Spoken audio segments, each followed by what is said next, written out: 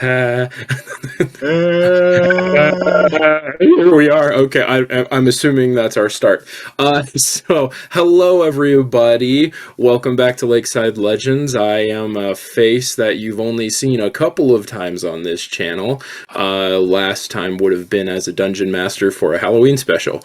But we are here. We are currently excited to be introducing our Chronicles of Ravira campaign. This is our PC and PC art reveal. I am here today. We're kind of breaking this up into smaller groups. I am here today with Tarvel. You guys know me. I am RetiredRogue. And Tarvel, what are all of your links? so my Instagram is simply Tarvel the Ringwraith with an underscore between each word. And then the same is with my TikTok. So it's just at Tarvel the Ringwraith with underscores between each Awesome. word. So yeah, pretty simple. Awesome. And to find me, RetiredRogue is going to be the easiest one on TikTok. And then you can follow my links in TikTok to find me on Instagram or anywhere else, because the name changes everywhere because I decided not to be normal and keep everything the same. So that was poor planning on my part. Regardless, we are super excited to be introducing this.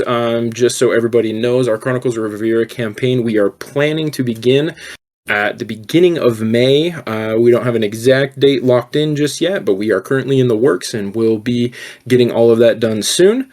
Additionally, we do want to remind you that Aetherealms streams Mondays at 5:30 Pacific Standard Time at twitch.com/Lakeside Legends. So we hope that you continue to join us there, as well as joining us for the new Chronicles of Ravira. But before we get to the actual campaign itself, we want to take a chance to introduce our characters. So I'm going to be the host and say, Tarvel, how would you like to introduce your character to us? Let's start with maybe just the name at the moment, and class and race. Well, my character for this campaign is just a humble little half-elf. Well, not so little, but a humble half-elf who happens to be a sailor. His name is Soljur Llor, Soljur, and then Lor. And he is a Tempest cleric. Beautiful. I'm blanking on the domain, or no, not domain. The exact god that he worships, but it is. Well, it'll definitely be showing up within the campaign. Yeah, for sure. Just to make sure everybody's aware, this is a very homebrewed world. So sometimes we don't have the names ready at hand while we're still learning and creating our characters.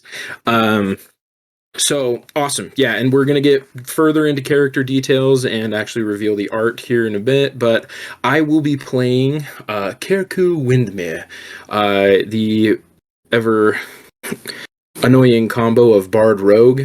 It is my go-to combo, so I wanted to stick with a comfort campaign.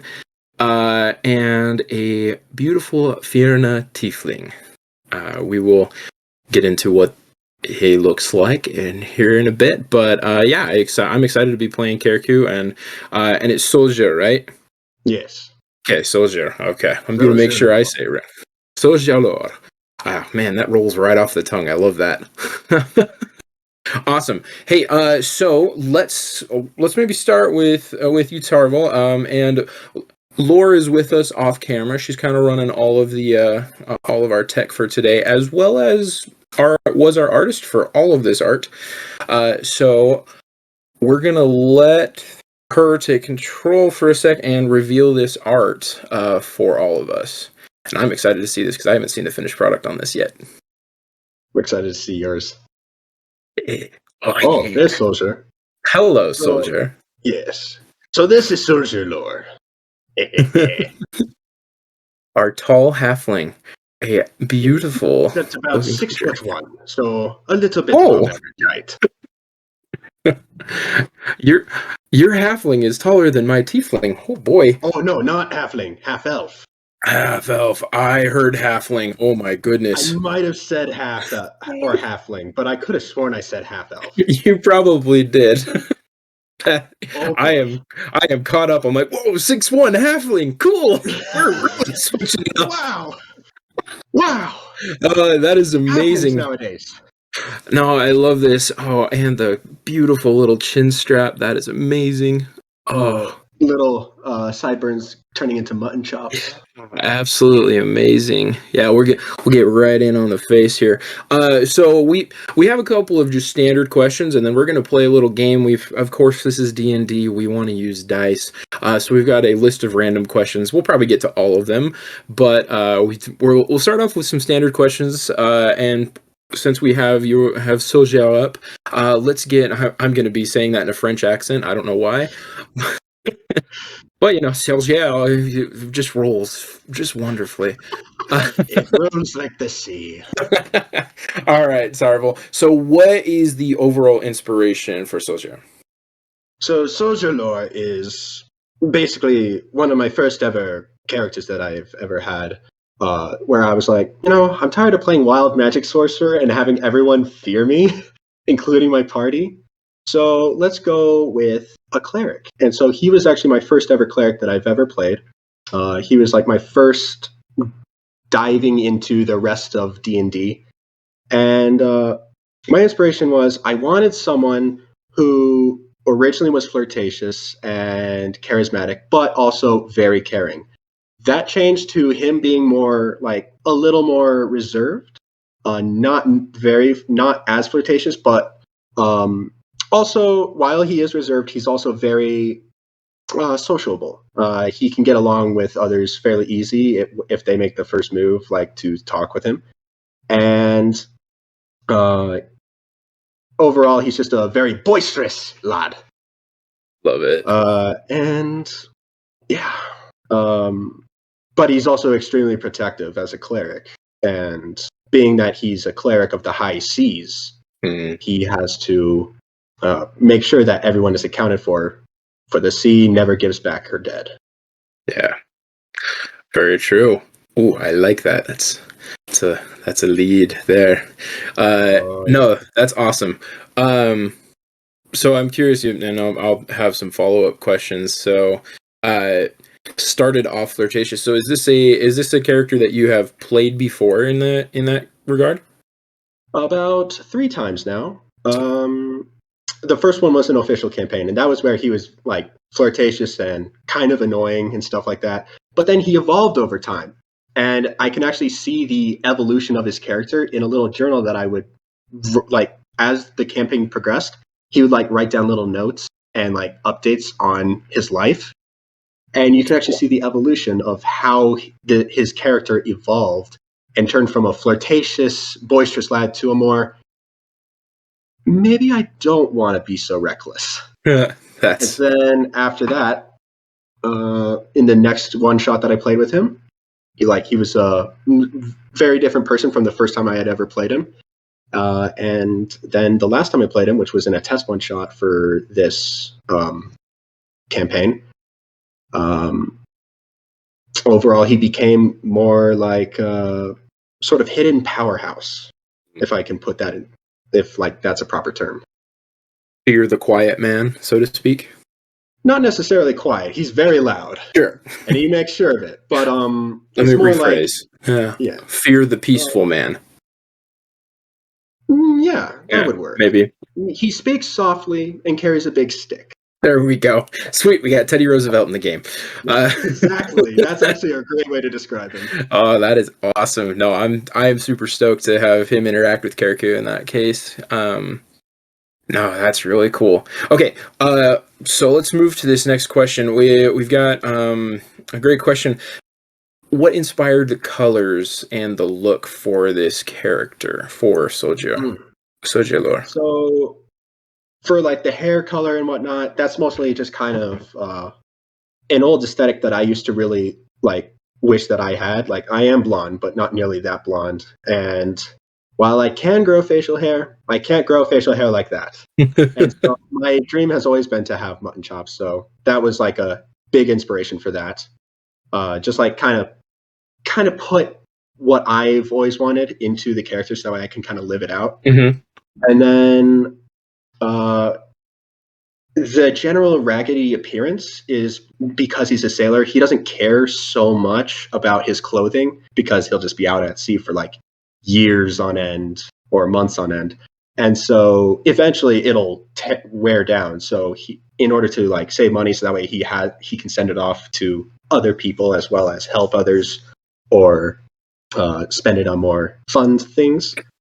He allows his clothes to slowly degrade, and then he'll replace them after a while.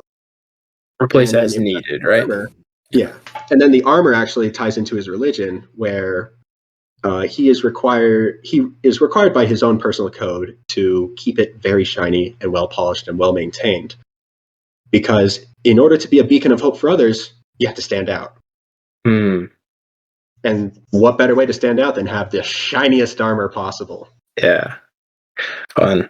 Maybe even not realizing it as a character, but having the juxtaposition between the shiny armor and the ragged clothes, you're going to catch some eyes. For sure. That's really cool.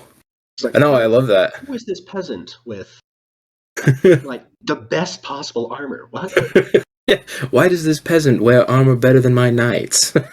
No, that's awesome. Cool. And well, it's interesting as you started answering that question, you kind of answered the next couple of questions I've got for you, but maybe I'm going to ask them just in case you have anything to elaborate on. So what's the overall vibe you wanted in the aesthetic for the character? Overall, the vibe that I wanted for him is someone who, while he does stand out and like clearly is capable of like holding his ground, he's also one that is definitely of the common folk and like fits in well with them because, well, he is one. That is shown through his clothes. As soon as he takes off the armor, he is just another common sailor.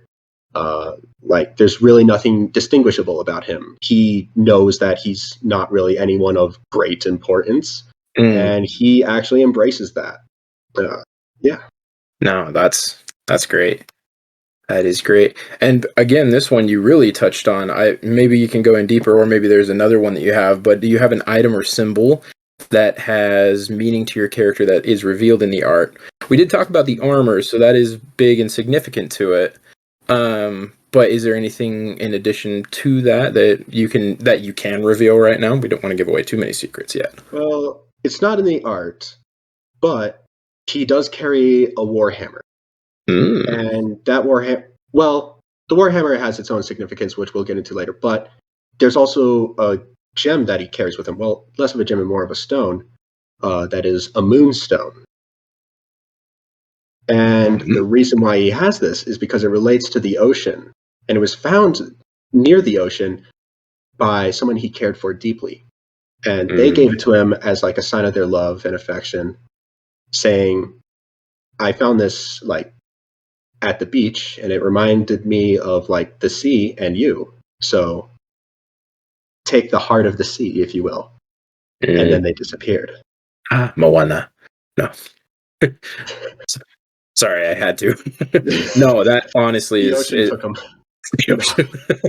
Honestly, no, that's a beautiful. That is a beautiful story. And I love that. I actually had a question that I wanted to bring up to you. Is how much you have set up your Llor's in chat with us and just suggested Titanic. Never let go, Jack. Shoves him below water. Goodbye, Jack. I don't know if I can sing the song, but one, you probably don't want to hear it, and two, I don't know if we can afford that. Could pull out the bad recorder. There you go. No, that is awesome. But it's interesting that you mentioned the stone and the loved ones. One of the questions I always love to ask is, how much fodder did you give our lovely dungeon master? That look says it all. Yeah. Well, actually, I kept it vague enough, so that way I'm a little protected. But at the same time, it was also vague enough that he can go wild with it. Sure. There's 2 specific characters in his backs, technically 3, that he could really take advantage of and use. But because of his backstory being semi-vague, he can also add in characters that would, like, be easy to have him interact with and, like, be like, oh, shit. Yeah. Just We love those oh crap moments in the world of D&D. That is awesome. Okay, is there anything else that you want to discuss as far as the art goes right now? I mean, we've got all those bunch of questions later, but figure we'll just kind of bounce back and forth. Yeah, well, so there's not really much else besides, I guess, his sandals, actually. They are based off of the Roman caligae, or Roman sandals that they used in the military. Basically, the reason for that is they provide decent traction for a bolt, but they also don't allow water to get stuck. So that way you don't get trench foot or any fungus or anything like that. Your feet can dry off easily if you get covered in water spray. And they can be replaced or repaired fairly easily. Yes, they can. By the way, for those of you that don't know, aren't familiar with Tarvel's TikTok or any of the stuff that he does, he actually is very into armory and I believe leatherwork as well. Correct? I dabble in it. Yeah, more into the steel side of things, but yeah, he knows his stuff when it comes to armor. So it's fun to watch his stuff in that regard and learn a little bit. But other than that, so going to you. Yeah, sure. We'll swap over to Kareku. All right. So for Kareku, what was your inspiration for him? My inspiration for Kareku, man. So Bard Rogue is kind of my comfort, my bread and butter. I mean, Retired Rogue is my tag, so Rogue was my very first character, and Bard is kind of who I am in real life. So it's kind of a natural fit. As far as Kareku specifically, I will say the specific art or the specific structure of Kareku is based off of Tom Hiddleston directly. I sent Llor, when she was talking to me about it, I sent Llor pictures of Tom and was like, this. He's beautiful. He's a beautiful person. Yeah, man. Yes, no. So actually, that inspired a lot of Kareku.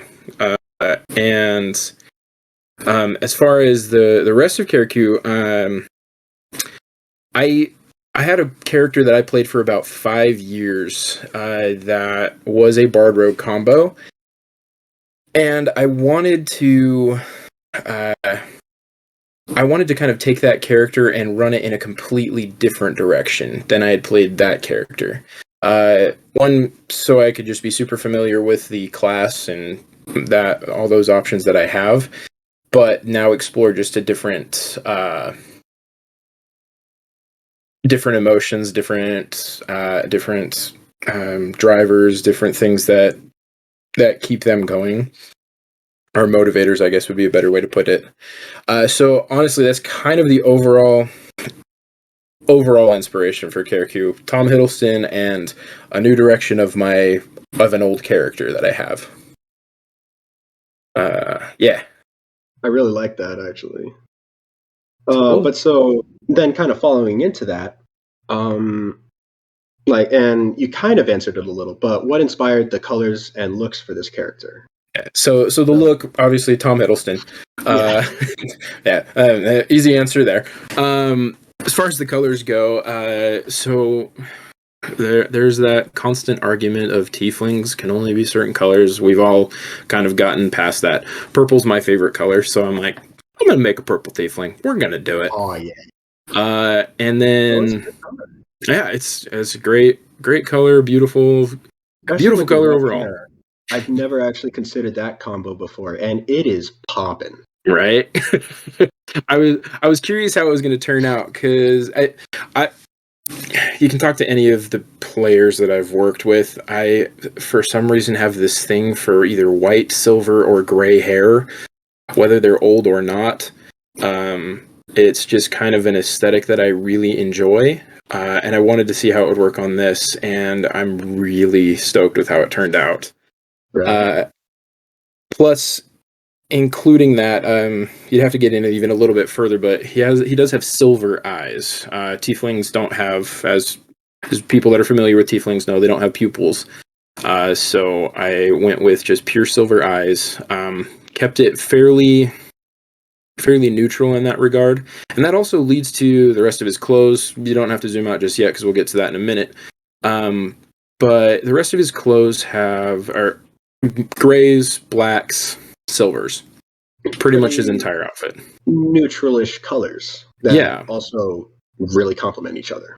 Yeah, absolutely. They will work in pretty much any situation, fit in at any party, and that in some ways leads to what Kareku is he is a chameleon of sorts.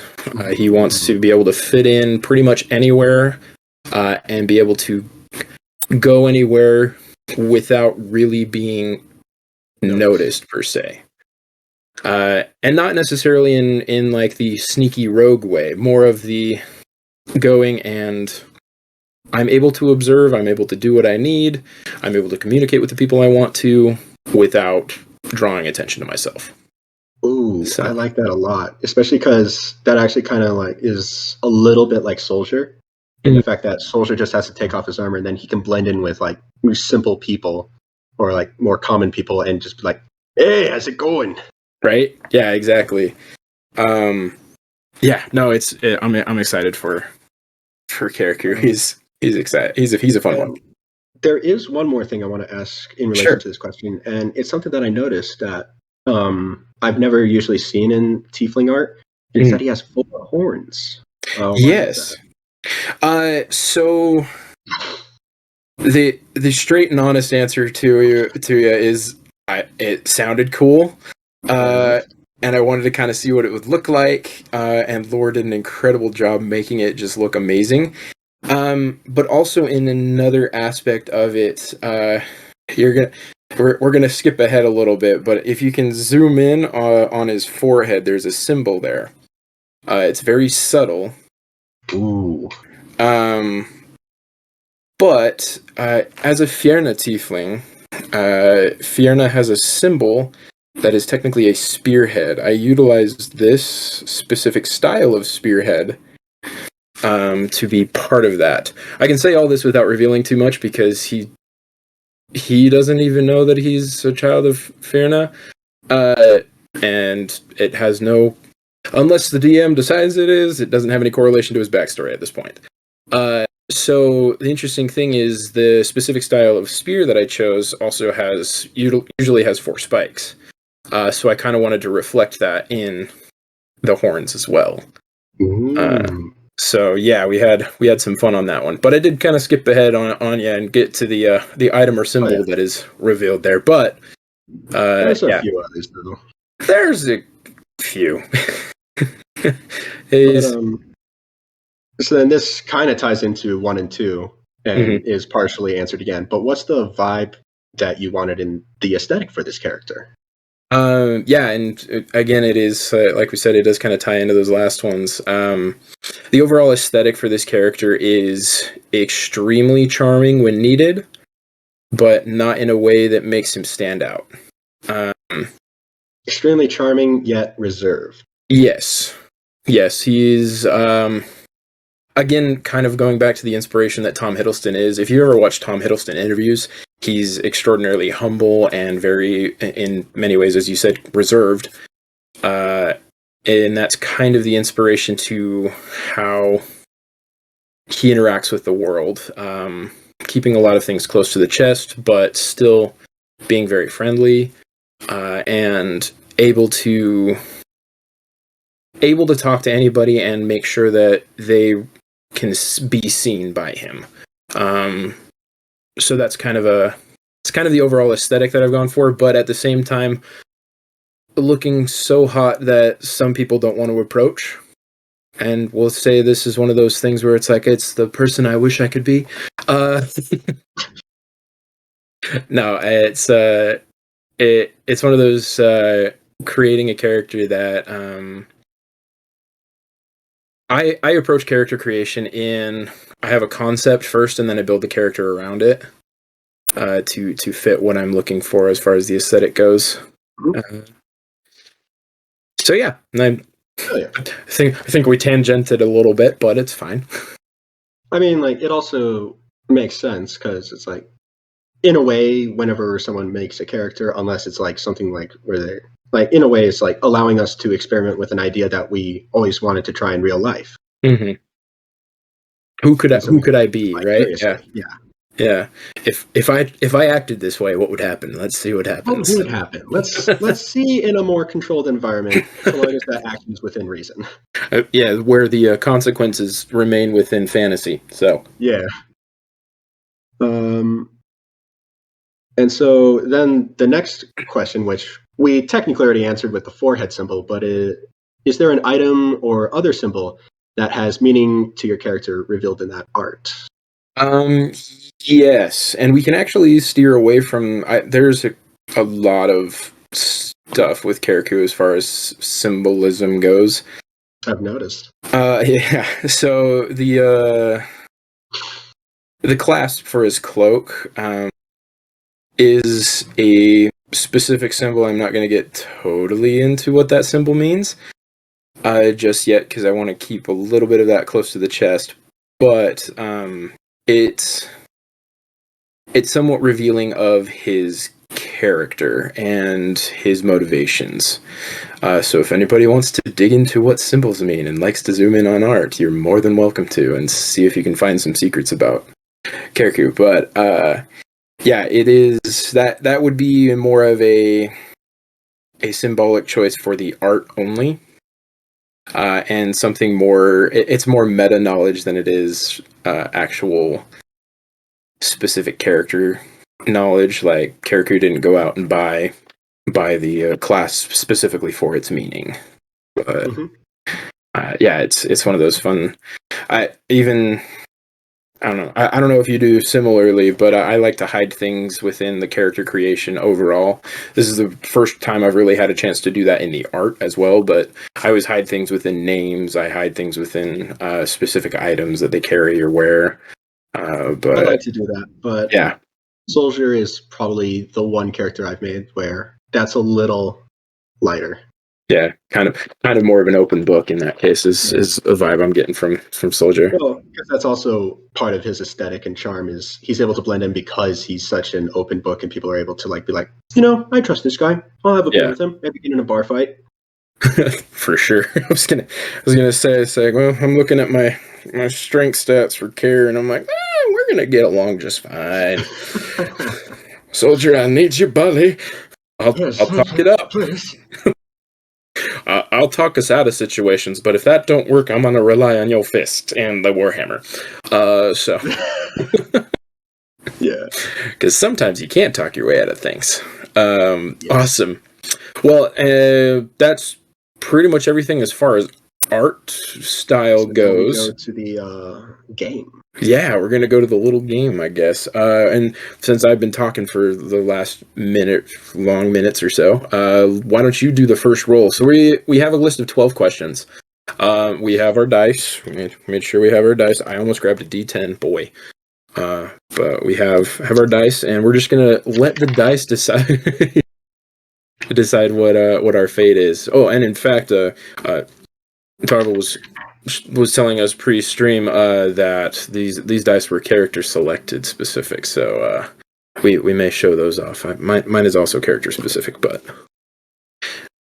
and those are beautiful. First one we'll go with is ocean colored. Yes. So we'll go with that. Yeah, get it. All right. So first roll, number 8. Number 8. So where would they like to visit? Ooh.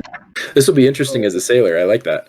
Oh yeah. So being a sailor for like about 20 years of his life at this point, at the very least, actually a lot more than that, considering he started sailing around the age of 15. He's been around of quite a few places. The one thing, however, that he has usually avoided is going inland. So he's very unfamiliar with. So he's very familiar with ports and like ferries and whatnot, like coastal regions. But he doesn't know what it's like to be deep inland. He doesn't know the customs. He assumes like everything is very different, drastically different. And in a way, he is technically right. But he doesn't know what it's like at all. For all he knows, everyone could be like a barbarian, or everyone could be like actually just another sailor, and technically there's an inland sea that he just doesn't know about yet because it's not connected to the actual ocean. Yeah. Oh, yeah. That'll be so fun to explore with Soljur. Yeah. So where would he like to visit? Basically, just visit the actual inland. Get some experience. Get some real world experience at that point. He's going to be panicking the whole time, but it's going to be hilarious. It's all right. Kare's got him. It's like, customs, I know these. Here we go. Yes, customs. You give me a coin before you talk to someone. Exactly. Okay, every I'm time. not sure about that. I'm not that kind of a rogue. Maybe just a little. Little, it's fine. No. It's fine. So I guess we kind of get to decide the rules. Do we want to answer the same question? I think that'll work, because then it allows us, like, if we roll the same number, then like re-roll it. We can just switch it. Yeah. Great. So perfect. Your turn now. Cool. So where would Kare like to visit? Oh, by the way, he does go by Kare to those that are close to him. So Kareku, Kare, answers to both. So where would they like to visit? So Kareku's been on the road, kind of adventuring, so to speak, for only about 5 years. And is still really new and is stuck mostly to inner city and closer to nobility. I'm trying to answer this without giving too much of backstory right now. But as far as where he would probably like to travel, is see as many cities as he possibly can and visit as many noble houses, kingdoms, leaders as he possibly can. Whether that be coastal towns, whether that be mountainous regions, inner city, heck, under the water if we get that chance, who knows? Our dungeon master's just crazy enough. I could see that happening, and I'm okay with it. But yeah. So we will see where we end up on that. But no, yeah. So that's kind of the. It's not necessarily a satisfying answer, but it's the best answer I can kind of give right now. Is nobility, aristocracy, fancy people. Fancy people, yeah. That's kind of where he's at right now. So, right. So it's only fair that you now lead the role. I shall lead the role with my amethyst dice, the poor financial decisions that we all make when it comes to D&D or our other hobbies. No such thing as poor financial decisions when it comes to the clicky clacks. Exactly. We are all those. Regardless, I rolled a 6. So, what is their biggest pet peeve? Boy. Again, how to answer this without going too far. Okay. Probably it's kind of a breadth answer, but it is simple lack of disrespect for anyone regardless of their status. Whether they be nobility, yes, you should show nobility respect, so long as they give that respect or give that opportunity to respect. And vice versa, downward even to the peasants, as long as they are being respectful and showing kindness, they deserve that same kind of respect that you would show to a nobility. Are the customs and steps that we take for those different? Absolutely, but regardless, respect is probably the biggest pet peeve if somebody tries to hold status above another. So. All right, so that's actually going to tie in well with Soljur, because that's actually one of his pet peeves, is people thinking that they're better than other people. Because as a sailor, he, specifically a rough and tumble sailor, that like one of the low status sailors where it's like everyone's just like literally in it to survive and like make ends meet. He's seen crews where people have all sorts of background. You could be a criminal, you could be an outlaw, you could be an orphan, or you could be a noble on the run. It doesn't matter. When you're on that ship, you are of the same rank as everyone else, and you only answer to like the captain and his commanding officers, but even then, like, it's still pretty equal ground because even they have a backstories. And so whenever someone like is like, "Do you realize who you're talking to?" He gets a little annoyed because he's like, "Oh, I do know who I'm talking to, and I'm going to keep escalating." Oh boy, we are going to have fun. At the end of the day, everyone is the same in his eyes. Mm-hmm. He doesn't care about where you came from. He doesn't care how rich or famous you are. Unless you are literally a deity, he will not really like hold you at a higher standard than anyone else. He'll just hold you to the same standard that he holds everyone else and expects you to give everyone the same level of respect. Oh, I love that. And I have guesses. He probably learned a good lesson from a captain of at some point in his life, but no revealing. No revealing. Yeah. So, next question. Next question. Which dice are you choosing for this one? I think I'm going to pick the deity dice. These have like a little prism in them, so as you can see, the color can change a little bit. Awesome. But, so these are the dice that I roll whenever I want to get divine intervention. There you go. 3. Let's see. 3. That actually kind of ties in well. How does someone get their special attention? So the first one is you literally have to, like, you are able to prove that, like, hey, buddy, your god's trying to contact you, or a god is trying to contact you, because you'll be like, uh-oh, what did I do? Or what does he require of me? Because he is, without revealing too much backstory, he's one of those where, like, he was lost, but he might be able to find someone with the help of his deity. So in order to get that help, he has to, like, like, you scratch my back, I scratch yours. And like give, but obviously with them getting like the more preferential treatment. The other way though is if they are to follow a similar code as him, and he has a whole code written down, like it's written in a journal for him. But if they follow a similar code, or if they agree with his code, then he sees him as not just a fellow sailor or a fellow like member of like whatever group he's in, but he sees them as a brother of sorts. And he is an only child. So that be like, so for him, that's actually like one of the highest honors he can give someone, is seeing them as a brother, because in that case, they will truly like they will get preferential treatment and a little bit more respect than like most other people, just because like he'll be willing to give them like extra benefit of the doubt. Sure. Yeah. Sure. Oh no, I love that. That is cool. And what about yours? Kareku. So it's funny that Bard apparently is coming through, because I read that it's completely different kind of. It's like, who gets their special attention? So apparently the Bard is running deep. I like your answer way better, so I'm going to use that approach.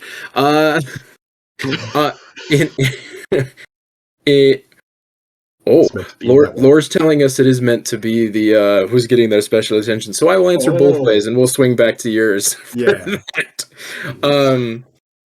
I love that interpretation. Yeah. Okay. Cool. So it is meant to be open-ended. Lovely. Okay. All right. I mean, we can still swing back. I was going to say let's swing back to yours. I am curious, because it's always a fun answer. So it is. Sweet. So yeah, I will. We'll popcorn this one. So yeah, as far as getting special attention and kind of the interpretation that you took, oh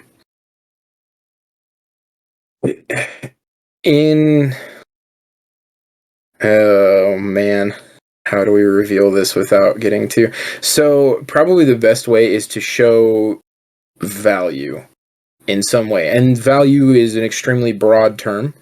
Whether that be you are valuable in the way of you can teach me something, and that could be a skill, that could be simply an extra measure of kindness, that could be something nefarious. You could teach me the wrong things not to do.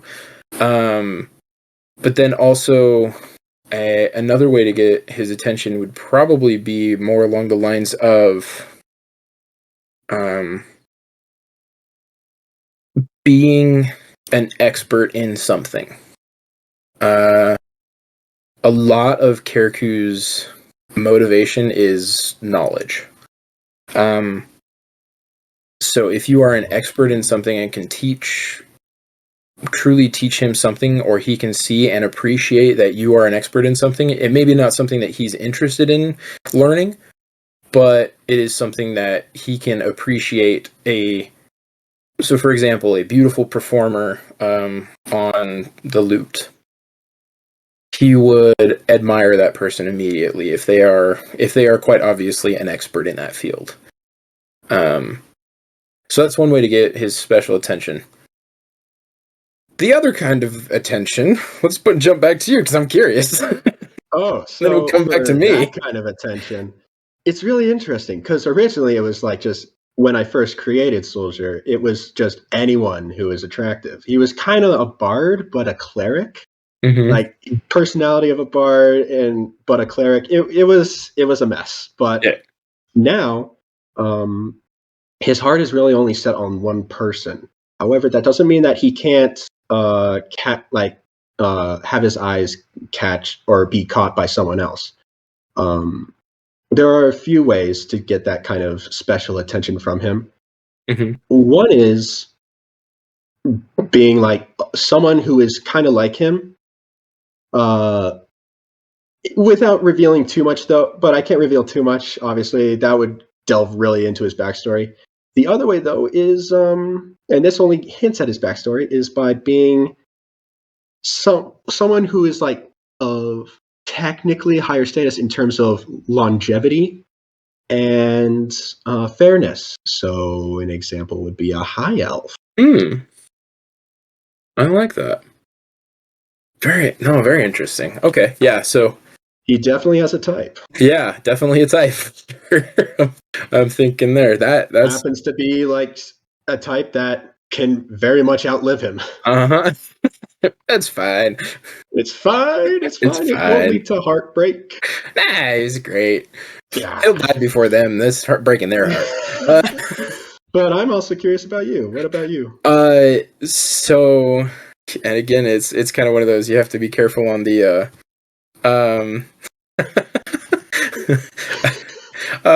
I love Llor's commentary. She's given us some side commentary on after this. She just sent a gif of a gif of sobbing uncontrollably. Oh no, and Titanic. Oh no, Titanic is a recurring theme suddenly. Oh no. No, so as far as care is concerned, cares interesting. Probably the way to catch that kind of special attention, that is the difficult question to answer. Honestly, it's one that I don't know if I can answer. The younger version of Care. I'll answer for the younger version of Care. What would have caught his attention was somebody that can appreciate beauty, not just physical or anything that way, but can appreciate beauty and understands that beauty can be found in most anything if searched correctly or if seen with the correct eye. And then also an imagination.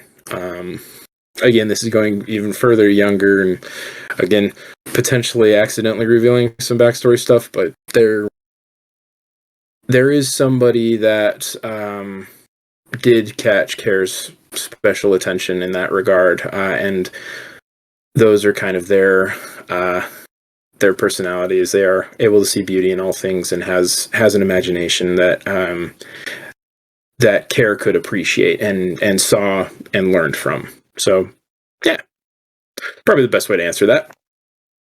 Shrouded in mystery. Llor is the reincarnation of Shadow. Oh no. Oh no. Go, Jack. So much death. Bye, Jack. All right, I guess it's my roll, correct? Mm-hmm. And I only have one set with me right now, so we're back to the same. Oh goodness, stay on the. And I just rolled the same one. I shall re-roll. I rolled the same one again. Let's try that again. There we go. There's a new one. Hey. Oh no. What has been their best or worst date? Let's kick this one off with you, because I'm curious. Wait, which number was that? That's 4. Okay. So technically speaking, without revealing too much, well, so in terms of dates, he hasn't really been on too many. And that ties into the fact that the one he was dating disappeared. Note takers, write that down. And so technically you could say his best date was the fact that he was able to get with them. And then his worst date was the fact that he doesn't know where they are. There you go. That makes sense. Ooh. Yep. Ooh. Yeah, you did give It's some. a big oof. You did give some fodder to our lovely DM. Well, I already gave him the actual backstory, so Oops. Oh no. Yeah. But now I want to hear about your characters. So let's see. Care's best and worst date. Yeah, I can reveal enough of this about the backstory. Care has never been on a date. Yeah. A bard, never been on a date. Go figure. Okay. Cleric wingman, let's go. I should clarify. He has never been on what one might consider a traditional date. Yeah, and again, that one. Now we're delving into backstory area that I can't really reveal. Wingman, but yeah, I was gonna say, let's put it this way: there's never been somebody that he's walked up to, asked on a date, and they've gone out for dinner type traditional style of date. There's been time spent with people of interest, is the best way to put that. But yeah. Read into that as what you will. I will say, one thing that has been a reoccurring thing throughout every session Soljur has been in, and that doesn't give away any backstory at all, is that he loves to cook. So, candlelit dinner on a ship? Heck yeah. Is Soljur asking Care out? I mean, no. His heart belongs to someone else. But fair enough. He'll happily wingman. Ha, love it. Also, he's one of those people that really so you know how people have head canons in their head of certain people? He's one of those people that will quote unquote ship someone. He's a shipper with another person. Yeah. So he'll organize the date, he'll cook the food, and then he'll be the waiter and serve it out while winking at Cares occasionally. I have to respond to this, buddy. To Llor now. Hold on. She said in tandem with us, "Are you guys going on a date?" I have goals. I have goals now. It's fine. We're good. Life goals. Awesome. All right. Give us the next roll, man. Let's do this. All right. So this dice is in theme with his armor. So this is if he's going to be protecting someone. It is a metal hollow D20. So it also gives a nice clink if it collides with other dice. Oh, yes. The singing dice. Yes. So that is a 6. We did that one. That is a 5. There we go. What would they change their name to? That's a difficult question because I don't think he would ever change his name, honestly.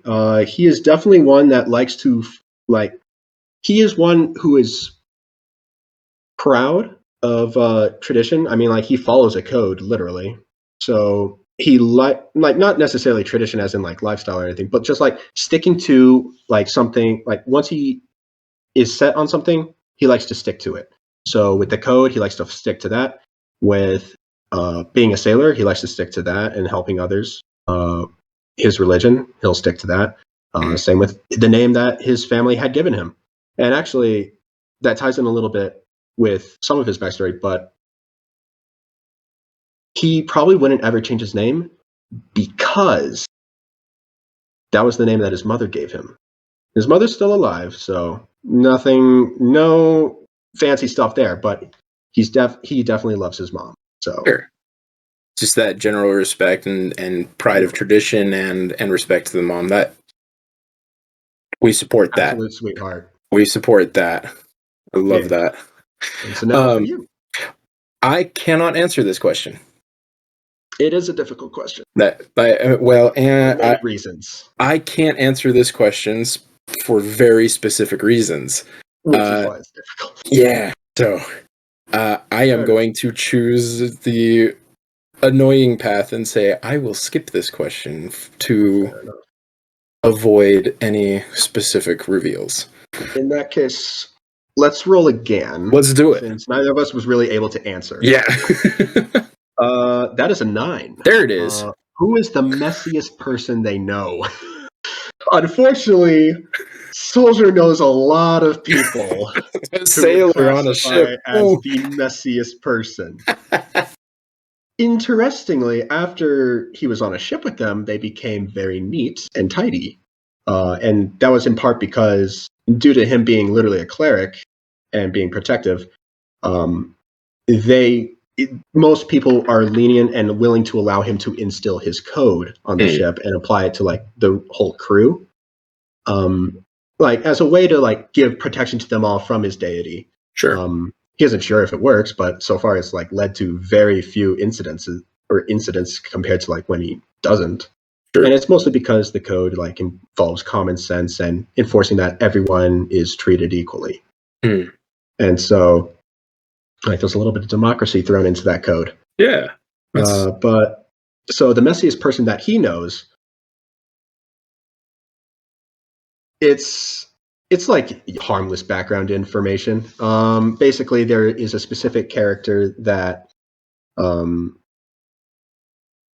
he tries to constantly wingman, and this is from like another campaign actually, so it doesn't really have any relevance, but like you only get to know that character through reading his journal, which I might give to the DM eventually. But essentially, it was a character called Dogberry.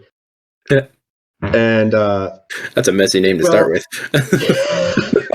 But the person was not necessarily a slob in terms of their life. They were a slob in terms of their love life. They were a little messy at it. They weren't the best. They weren't like clean or methodical. And so he was constantly trying to wingman them to help them get together with a person that they loved. And so like he would put on literal dinner dates and whatnot and just try to help them woo the person in a way. That's funny. So not necessarily even messy physically, but a little messy on the love life. Just literally like constantly stumbling. Yes, got it. Like that kind of way, yeah. Yeah, that's awesome. Oh man, so jeez, that's funny. So Kareku, I'll give only the first name. Name is Nelson. It's a childhood friend, and easily the messiest person. Ironically, they both grew up in a house of nobility. So it's kind of messy. He didn't really come across in what messy is by standards, say Soljur standards. Wouldn't have come across until he started actually adventuring in the real world. But he also had some college friends that taught him what a very unkempt room could be. So yeah, he's known quite a few. As far as the messiest one, though, he would probably always give that back to his childhood friend Nelson. I will say, in terms of like actual like mess, though, the messiest person he knew was actually a captain that he threw a mutiny against. Ah, And oh that was boy. because they were so messy that at one point the captain literally lost all of the rum and other alcohols that were on board the ship. And one of the codes that he has happens to be don't lose the alcohol. Don't lose the drinks. And so it was like as soon as it was discovered that the captain had gotten rid of it all, along with a bunch of other stuff that they kind of needed, they were like, so it's mutiny then. You have chosen violence. And this is it was a crazy time. But basically they were in a fight with some mer people, and during the combat, a gust of wind happened to accidentally knock the captain off, and then he was taken away by the mer people to have who knows what happened. Either way, the crew was fine with it. Yeah, there we go. The crew didn't really seem that sad. It also helped because the mer people had a beef with the captain. Yep, that would do it. Need the captain. So as soon as he was knocked off, they were like, "Okay, bye. Have you fun now." Bye. That's hilarious. Bye, buddy. Hope you find your dad. Bye, Captain. Hope you. I'm not going to say don't die because I don't care. Hope you find the rum. Oh, that's hilarious.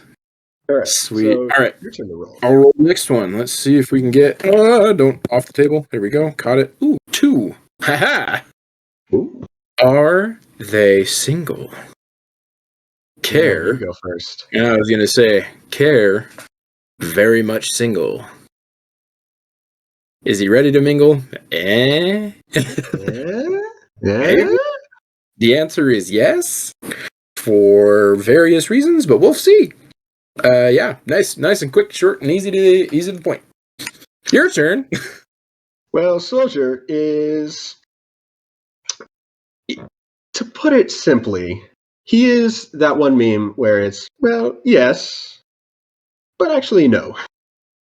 And that is because while he is single, and while he does have like the occasional wish that he could like be with someone, he is still very much smitten with someone who, as I've mentioned previously, disappeared. And he is in search for them. So until he finds them, he won't be able to really, like, until he has closure, essentially. Like, he needs to know whether or not they are in one piece, or if they're safe, or if they simply don't have feelings for him anymore. He doesn't know, and it drives him insane. Yeah. Unfortunately, we all kind of maybe know what that feeling's like, but that'll be interesting to explore for sure. But yeah, it's one of those he probably just doesn't have real interest until he has that figured out, right? Mm-hmm. Yeah, that makes sense. He's like hyper focused on it. Basically, he's kind of like ADHD, where once you hyper focus on that one specific thing, the rest of the world kind of like disappears for a while. Yeah. That makes sense. Not disappears, but definitely blurs and makes it like harder to focus on that area. So when it comes to relationships and stuff, unless it's like platonic, he doesn't really take any notice. Sure. Still can care about people, but that's the focus of it. That's his drive. Can absolutely care, but no romantic interest until he finally gets that closure. That's awesome. Okay, Llor just shot us a message. We just hit the hour mark, so we're going to try and keep this pretty quick. So rather than roll for this, we've only got, I think, about 4 questions left. Let's maybe just run through these. Number 1, what do they like doing in their spare time? And we'll start with Cares. Sure. So Cares' spare time. It's going to sound way boring for a bard. It's research, really, though. And research can be done in a number of ways, especially when you're connected like that. Yeah. Yeah. But research can be done in many different ways. Research can also be done while talking to people, just gathering information, gaining allies, gaining resources. He's very much a collector in that regard. Very much enjoys finding more out. So that's kind of their spare time. In some ways, if they're just trying, if Kare's just trying to relax, it would be glass of wine and a good book. So, and for Soljur, what he likes doing in his spare time is fairly. Sometimes it can be boring, sometimes it can be exciting. The main thing that he'll do if he's on a ship is start cooking or preparing feasts, or in some cases, offering guidance and comfort to the crew members who maybe aren't religious, but at least want some comfort in case of like something like near death had happened. Sure. That's definitely one thing that he loves to do is offer comfort and guidance, because while he is a cleric, he doesn't try to push his religion on others. He's just like, listen, stuff happened. Here's a way to cope. Yeah. Like he's usually pretty straightforward and to the point. But like he doesn't try to say it's all for a big purpose, but he does try to help. Give that little bit of guidance and just in a way kind of shepherd people towards understanding that there's less reason to fear than they might think, right? Yeah. And then, but beyond that, he also likes to write in his journal and just like kind of recount the day. And so that way he doesn't like ever really truly forget anything. If like there was a really good moment or a really bad moment, he likes to write it down so that way he can look back on it and either reflect or have a good laugh. Love that. Oh, that's awesome. So he is a bit of a writer. Good. I based on most of this conversation, I think Kare and Soljur are going to get along pretty well. Oh yeah, very well. Okay, let's see. We've got that. This actually is interesting. Leading off of what you just said, what is the most interesting thing they've read or seen? So the most interesting thing that Soljur has seen was actually a leviathan of a sea creature. He isn't sure exactly what it is. Didn't have tentacles. Wasn't exactly a fish, but it was beyond massive. Like, we all know how big a galleon ship is. Sure. Larger than that. Nice. And out of character, it was, so it doesn't really matter too much if like this is revealed. It was a dragon turtle. Oh, cool. So but he couldn't even comprehend that it was one of those because he had never seen one before, and the sheer size of it caught him off guard completely. Oh, jeez. Lucky to get past that one alive for sure. Well, it was sleeping. That's good. He was just like, wait, that's not an island. Oh, no. What is that? We're going around. Yeah, exactly. That's awesome. As far as Kare goes, the true answer I cannot reveal on stream. May come up at some point. The answer he would give to a person that might ask him this on the street or in a tavern would probably be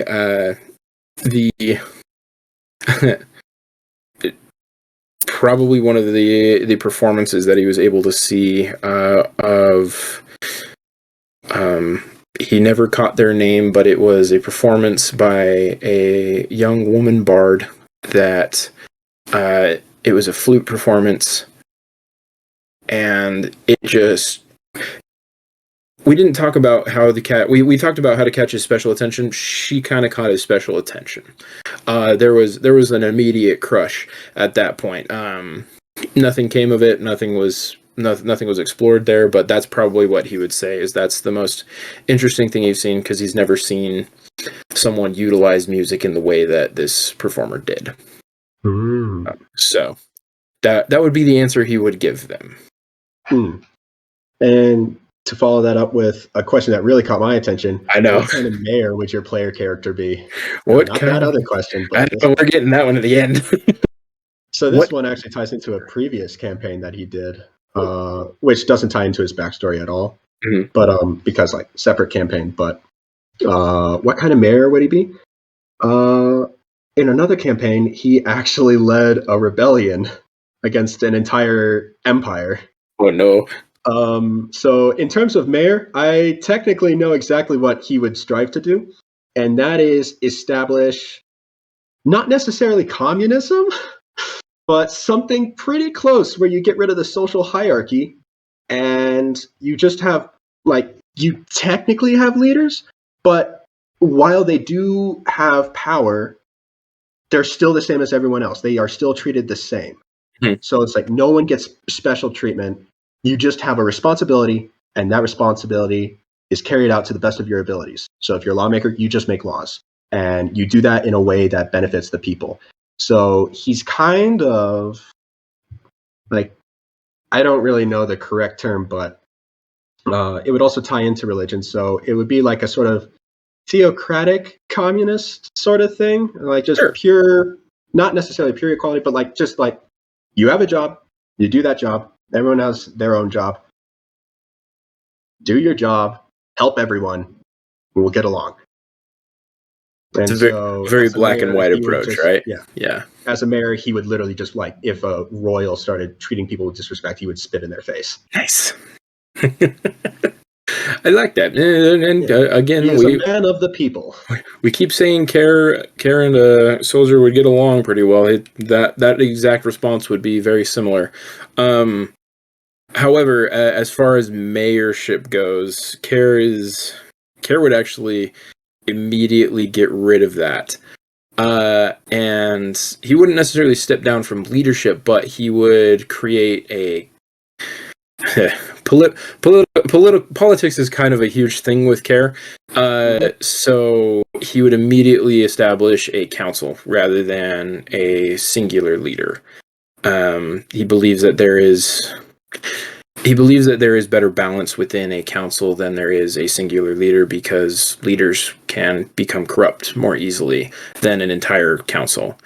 An entire council has the ability to keep each other in check and in different balances. So that's the easiest answer, is he wouldn't be a mayor. He would switch it very quickly. Yeah, they're definitely gonna get along, because that's actually what he does with crews on ships that are willing to allow him to enforce his code, because basically when a major decision has to be made, everyone gets a say and no voice is ignored.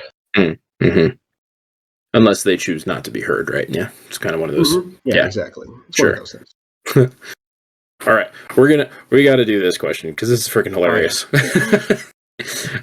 Your PC or your character has been given an elephant. They can't give it away or sell it. What would they do with the elephant? Well, first of all, Soljur would be like, "What in the is that?" Or what in the hellfire is that? Like, he has never seen an elephant. Sure, yeah. And so that would be a little more terrifying than any sea creature that could ever exist. Because at least with the sea, he can understand why it has certain things. This creature has a fifth limb that works as, like, it can feed it can, like, suck up water, and it can literally pick a man up and throw it to the ground. Like, I don't know, man. Sounds kind of scary that there's a big monster with a snake on its face that is also attached to it. But after he gets used to it, he would totally ride it into battle. Yep, I could see that for sure.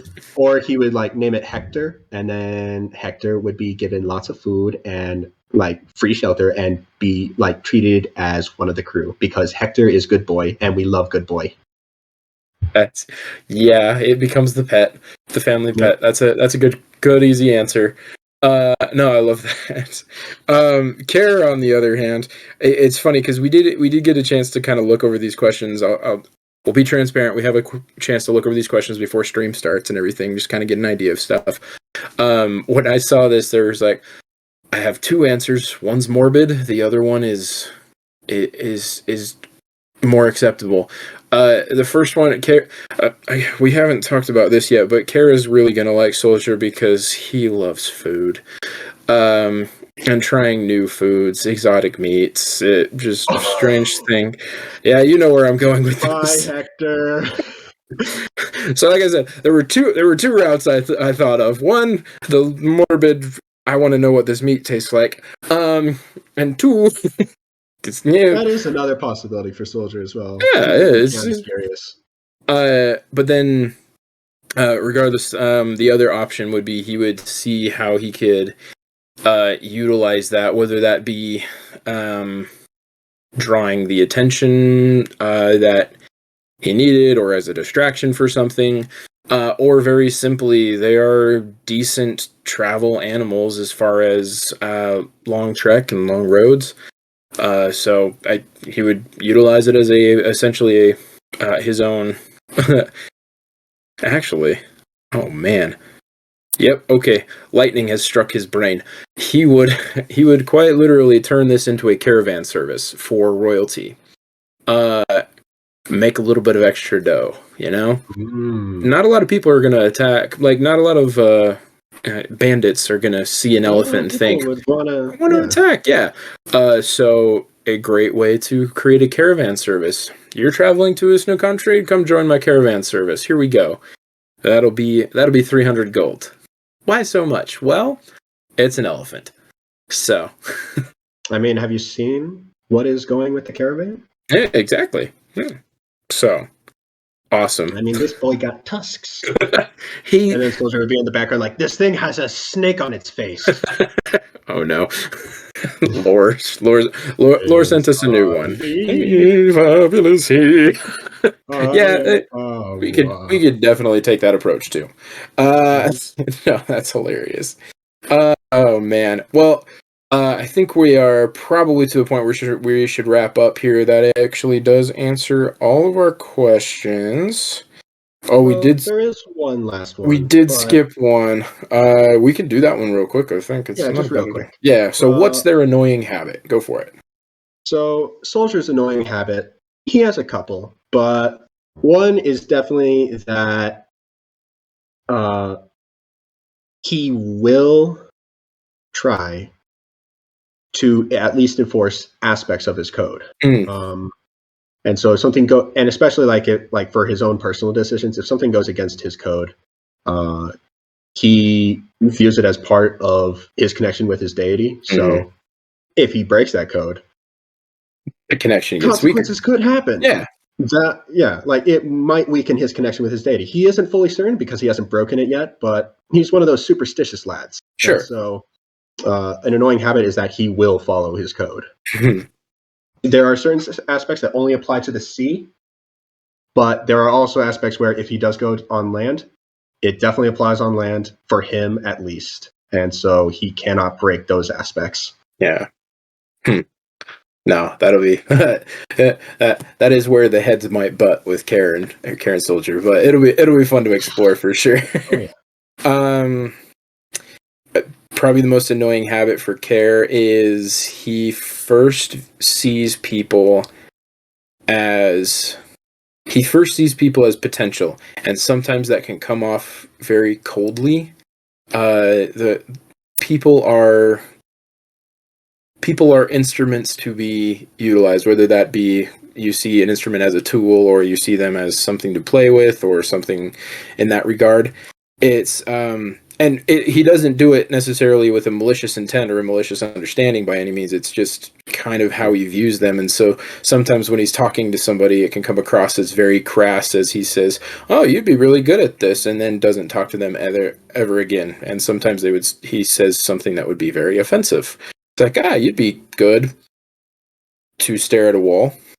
Well, that was music. Yeah, that was fine. Sure, that good. Was talking. Yeah. So honestly, it's one of those. It's like he tries to be very friendly, and he's usually very successful, but sometimes he can say the wrong thing. So it's like, how do I look? Well, you definitely have a voice for radio. Yep. Does this dress make me look fat? Honey, it's not the dress. So, oh no! Yeah. So, No. a little too honest sometimes.